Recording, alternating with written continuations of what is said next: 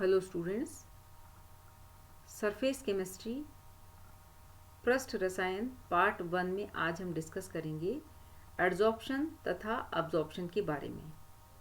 सबसे पहले हम देखेंगे एडजॉर्प्शन मीन्स अधिशोषण। यह सॉलिड तथा लिक्विड सरफेस की मेन प्रॉपर्टी होती है। जब लिक्विड की सरफेस टेंस्ड मीन्स तनी हुई तथा अनसैचुरेटेड होती है तो सरफेस पर लगने वाले मॉलिक्यूलर या रेजिडुअल फोर्सेस, जिसको हम कहते हैं अवशिष्ट बल, उसके कारण होती है। और ऐसा ही सॉलिड में भी होता है। सॉलिड की सरफेस पर कुछ रेजिडुअल फोर्सेस और फ्री वैलेंसीज होती हैं। कुछ अवशिष्ट बल तथा मुक्त संयोजकताएं सॉलिड की सरफेस पर पाई जाती हैं। सरफेस पर पाए जाने वाले मॉलिक्यूल्स तथा आयंस इस सभी फोर्सेस को यूज नहीं करते हैं, इसीलिए ये अन्य पार्टिकल के साथ कंबाइन हो जाते हैं, या हम कह सकते हैं कि ये अन्य पार्टिकल के साथ संयोजित हो जाते हैं। इस प्रकार से सॉलिड सरफेस जब अन्य समूह, जैसे कि हम कह सकते हैं कि लिक्विड या गैस के मॉलिक्यूल के कांटेक्ट में आते हैं, तो वो उनको अट्रैक्ट करते हैं। सरफेस पर होने वाली यही घटना, या हम इसको कह सकते हैं यही फिनोमिना, एडजॉर्प्शन या अधिशोषण कहलाती है। अधिशोषण के प्रोसेस में लिक्विड या सॉलिड सब्सटेंस के मॉलिक्यूल्स की संख्या उनके सरफेस पर अधिक होती है।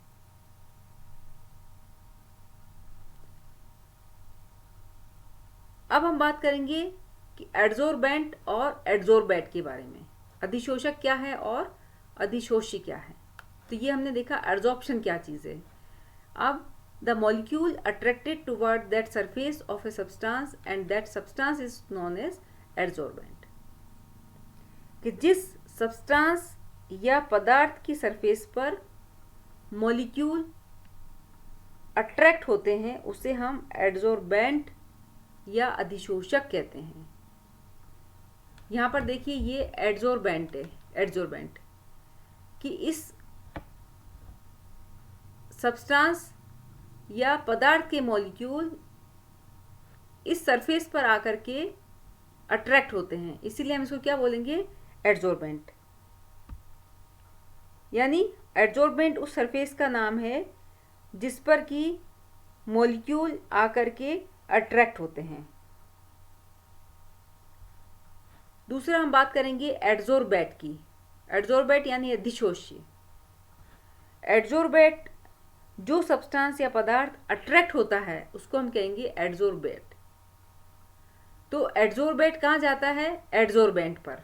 तो इस प्रकार से अधिशोष्य कहाँ अधिशोषित होता है, अधिशोषक पर। तो ये वो सरफेस है जिस पर कि जाकर के एडजॉर्बेट अधिशोषित होता है। तो इस प्रकार से एडजॉर्बेंट क्या है और एडजॉर्बेट क्या है, इसको आपने समझा होगा।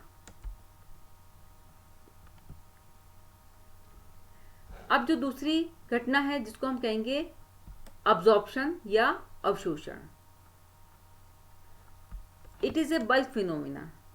वो हमने देखी थी, वो एक सतह की घटना थी, सतह की धारणा थी, और यह एक प्रकाय या जिसको हम कहते हैं बल्क की धारणा है। इसके अंतर्गत जो सब्सटेंस सतह या सरफेस पर एसिमिलेट होते हैं वो बल्क में डीपली पेनिट्रेट करते हैं और यूनिफॉर्मली डिस्ट्रीब्यूटेड होकर के सॉल्यूशन या मैटर बनाते हैं। यानी जो पदार्थ सतह पर एसिमिलेट या स्वांगीकृत होता है वे या स्वांगीकृत होते हैं वे सॉलिड के बल्क को गहराई तक भेदते हैं और सिस्टम में समान रूप से वितरित होकर के विलयन अथवा पदार्थ का निर्माण करते हैं। देखिए ये एब्जॉर्ब्ड मॉलिक्यूल है, अवशोषित मॉलिक्यूल है। ये सबसे पहले सरफेस पर एसिमिलेट होता है और फिर सॉलिड के बल्क में डीपली ये पेनिट्रेट होकर के गहराई तक जाते हैं और यूनिफॉर्मली ये डिस्ट्रीब्यूटेड होकर के सॉल्यूशन या मैटर यानी पदार्थ या विलयन का निर्माण करते हैं। तो ये प्रक्रिया कहलाती है absorption. In many examples initially rapid absorption is followed by a slow absorption. कि सबसे पहले रैपिड एब्जॉर्प्शन होता है यानी प्रारंभिक तीव्र अधिशोषण होता है और उसके बाद धीमे धीमे अवशोषण की प्रक्रिया पूर्ण होती है। तो इस प्रकार से both the effects could not be separated from each other, यानी हम इन दोनों प्रभावों को एक दूसरे से अलग नहीं कर सकते हैं। यानी एब्जॉर्प्शन और अब्जॉर्प्शन की जो प्रक्रिया है वो एक दूसरे के साथ चलती है।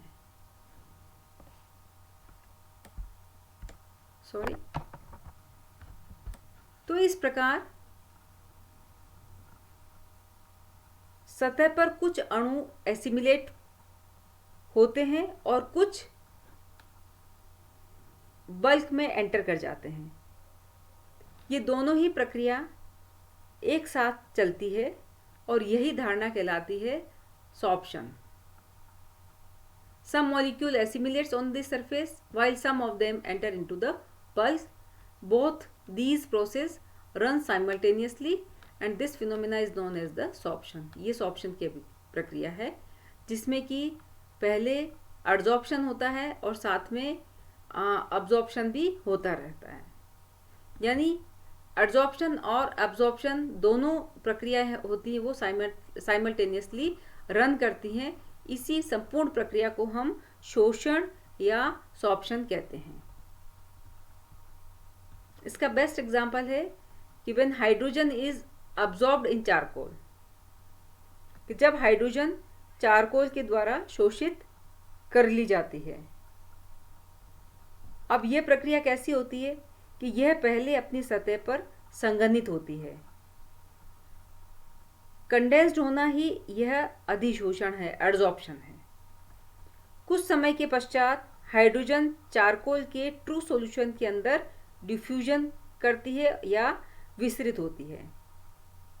यह प्रोसेस क्या कहलाएगा? अब्जॉर्प्शन। तो पहले कंडेंसेशन हुआ यानी एड्सॉर्प्शन हुआ, फिर डिफ्यूजन हुआ यानी अब्जॉर्प्शन हुआ। इस प्रकार से चारकोल उतना ही अधिशोषित होता है जितना कि हाइड्रोजन गैस अवशोषित होती है। और इस प्रकार से this is the best example of the sorption, यानी यह शोषण का सबसे अच्छा एग्जाम्पल है। तो स्टूडेंट्स, अभी हमने देखा एड्सॉर्प्शन क्या है और अब्जॉर्प्शन क्या है। इसके साथ ही अब हम देखेंगे कि दोनों में डिफरेंस क्या है, अधिशोषण और अवशोषण में अंतर क्या है। सबसे पहला अंतर है कि adsorption is a surface phenomena. यह एक सतह की प्रक्रिया है। यह केवल सॉलिड और लिक्विड की सरफेस की प्रॉपर्टी है। और अधिशोषण की जो प्रक्रिया है वो बल्क में नहीं होती, जबकि अब्जॉर्प्शन या अवशोषण it is a bulk phenomena. यह प्रकाय की धारणा है। सॉलिड अथवा लिक्विड सिस्टम में समान रूप से डिस्ट्रीब्यूटेड हो जाते हैं। यानी जो सब्सटेंस है, चाहे आप सॉलिड लें चाहे लिक्विड लें, is uniformly distributed through out in solid और लिक्विड सिस्टम। जो सब्सटेंस होगा वो सॉलिड और लिक्विड सिस्टम में यूनिफॉर्मली डिस्ट्रीब्यूट हो जाता है, समान रूप से वितरित हो जाता है। सेकेंड डिफरेंस है the concentration of adsorbed molecule is generally more on the surface. ये आप जानते ही हैं कि अधिशोषित अणुओं की सांद्रता सरफेस के निकट सामान्य रूप से अधिक होती है, जबकि अब्जॉर्प्शन में अणु बल्क को भेदते हैं। The molecule penetrate in bulk matter and concentration is uniform through out. अणु प्रकाय को भेदते हैं और सांद्रता सभी जगह समान होती है। Third difference, equilibrium is attend rapidly. अगर हम साम्य की बात करें तो एडजॉर्प्शन के केस में जो साम्य होता है वो शीघ्रता से स्थापित हो जाता है, जबकि अब्जॉर्प्शन में साम्य धीरे धीरे या धीमे धीमे स्थापित होता है। Adsorption is a exothermic process. यह एक ऊष्माक्षेपी प्रक्रम है, जबकि absorption is a endothermic process. It is an endothermic. यह एक ऊष्माशोषी प्रक्रम है। एडजॉर्प्शन फास्ट प्रोसेस होता है, जबकि अब्जॉर्प्शन चूंकि बल्क में होता है it is a slow process. अब हम कर्व की बात करें, जो हम आगे देखेंगे कि जब हम x/m को प्लॉट करते हैं अगेंस्ट प्रेशर और कंसंट्रेशन के, तो हमें एक कर्व प्राप्त होता है। एडजॉर्प्शन के केस में x/m को प्रेशर या कंसंट्रेशन के साथ आलेखित करने पर हमें एक वक्र प्राप्त होता है, जबकि अब्जॉर्प्शन के केस में x/m को प्रेशर या कंसंट्रेशन के अगेंस्ट प्लॉट करने पर हमें स्ट्रेट लाइन या सीधी रेखा प्राप्त होती है। तो इस प्रकार से हम अब्जॉर्प्शन और एडजॉर्प्शन के बीच में अंतर कर सकते हैं। अब हम देखेंगे कि examples of adsorption and absorption. सबसे पहला एग्जाम्पल देखिए आप, water vapour is absorbed by anhydrous calcium chloride.